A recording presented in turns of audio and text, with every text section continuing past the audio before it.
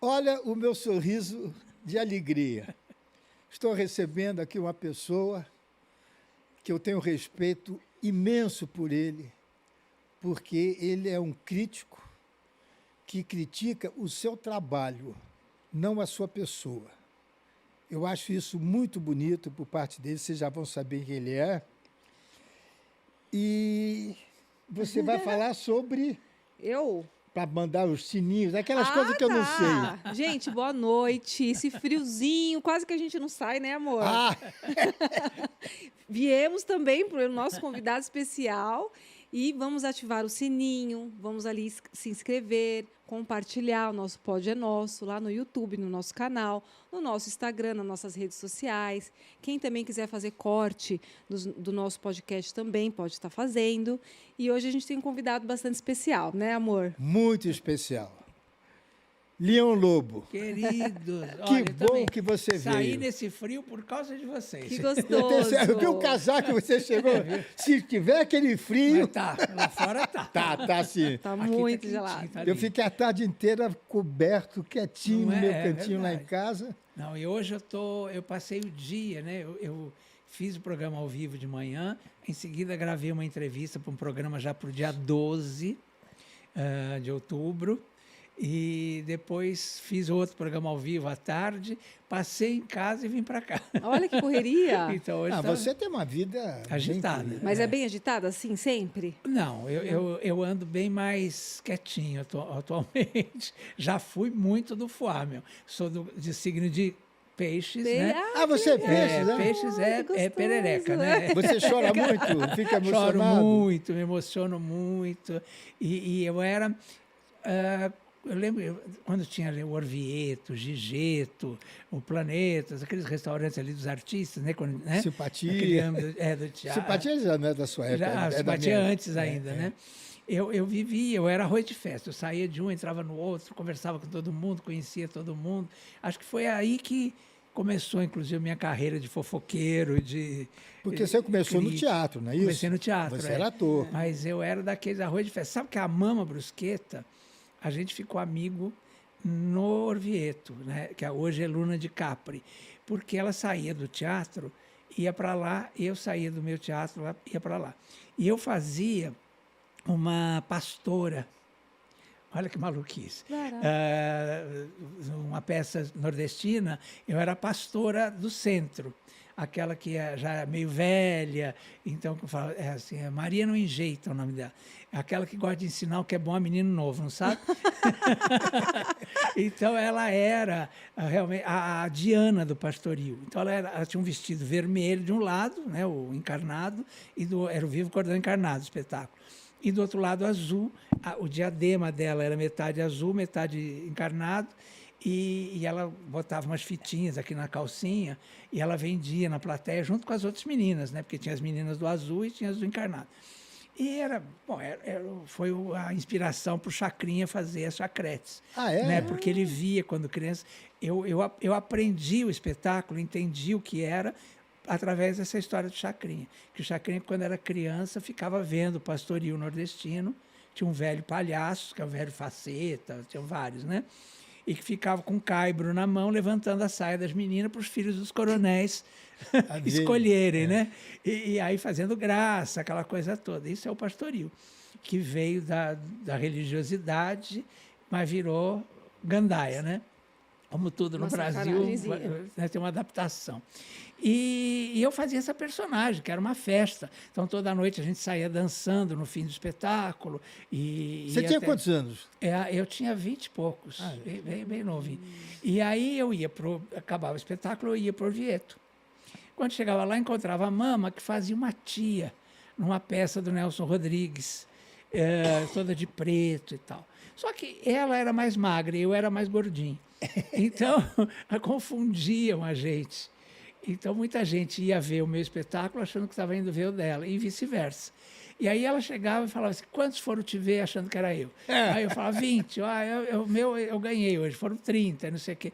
Aí sentávamos os dois na mesma mesa, ficamos amigos faz 41 anos, isso, você acredita? Olha, e como é que começou você, assim, para ser reconhecido de verdade, né? Porque você tem uma história longa no Você meio diz artístico. pela televisão Pela e tal. televisão, é. Eu comecei a fazer televisão em 77. No ano que eu nasci. Eu fazia teatro. Não, que ela nasceu. Foi Eu nasci em 77. Olha, aí eu fazia uma peça infantil e tinha um rapaz chamado, não sei se você lembra dele, Loriberto Rosa, fazia o Capitão Arco-Íris. Ele fazia um programa infantil na TV Gazeta.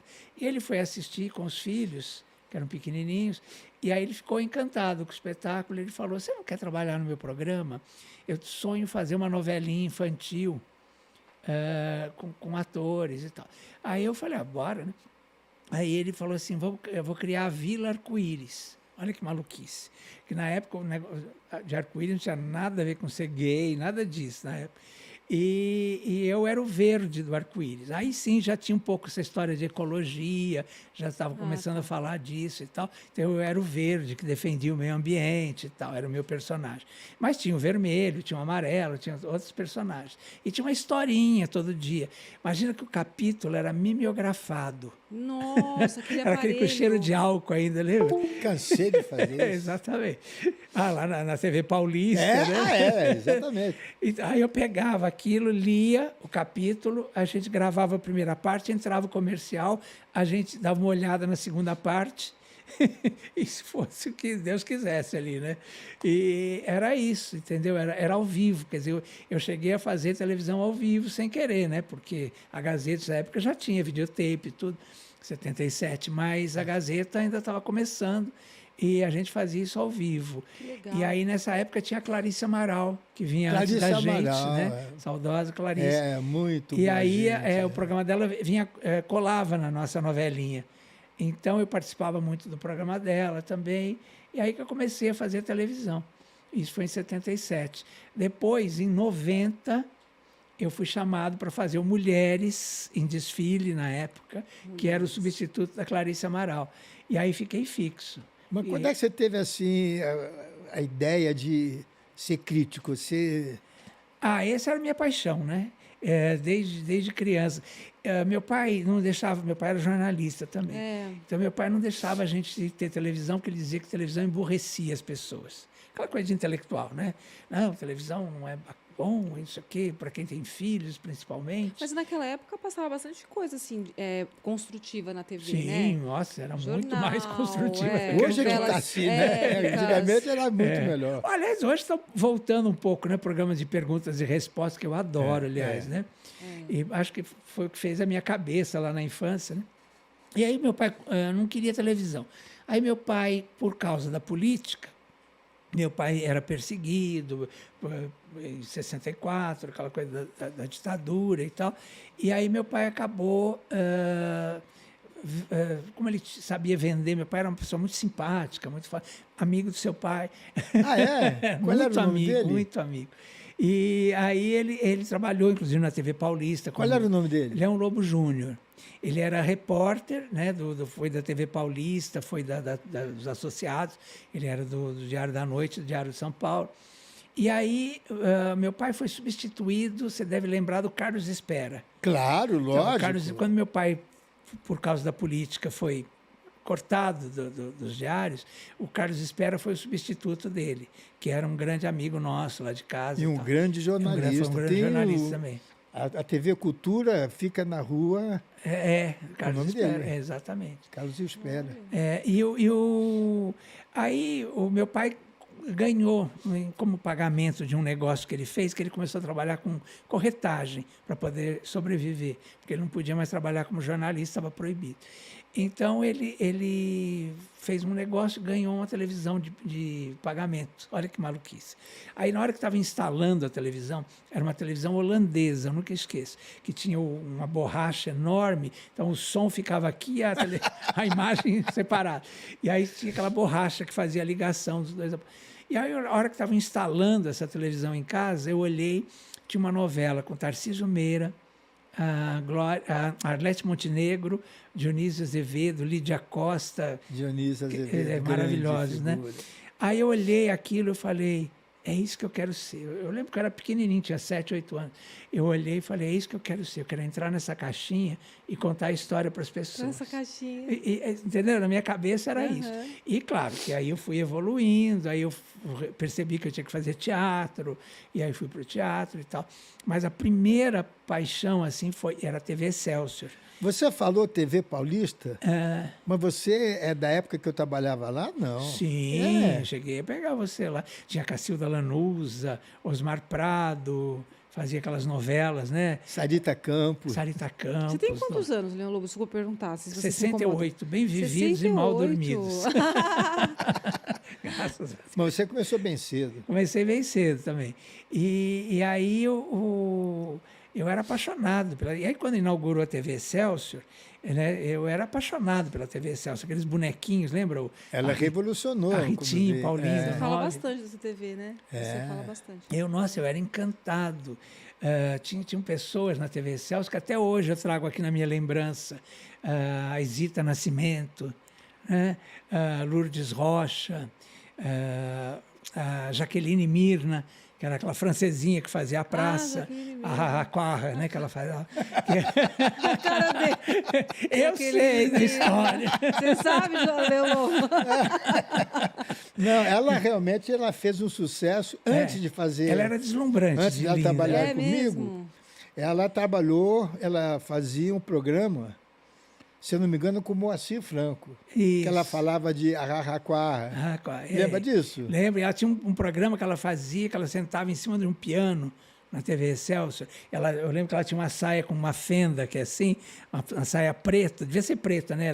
A TV era preta e branca. Aí ela cruzava a perna em cima do piano e ficava aquela marquinha. Imagina aquilo para aquela época. Era uma loucura. Era uma loucura, né? E ela tinha uns cabelinhos assim, a lá Brigitte Bardot, né? Que ela enrolava, que é assim. Eu era encantado, acho que eu queria ser ela, na verdade. Acho que foi a primeira mulher assim que eu dizia assim, nossa, que mulher linda, né, que encanto e tal. E, enfim, mas todas. Tinha a Lilian Fernandes, que depois trabalhou na praça muito tempo depois, né? Enfim, era gente que fazia televisão. Era mais gostoso antigamente, não era? Nossa, porque a TV era uma TV brasileira. Eu vejo assim. Até a Globo Exatamente. chegar ao Brasil, era uma TV brasileira que vinha do rádio e vinha do teatro Do e teatro, revista. revista. Né? Então, ela era uma outra TV. Né? Tinha programas humorísticos, musicais. Né? Tinha aquelas novelas. Não era novela, não, teatro. Os teleteatros, Os maravilhosos, TV de teleteatros, a vanguarda, coisa TV de linda. comédia. Eu tava A olhando. TV Excelsior, amor, ela revolucionou no começo porque ela trouxe o luxo que não tinha na televisão. E o Edson Faliu Leite por causa disso, claro.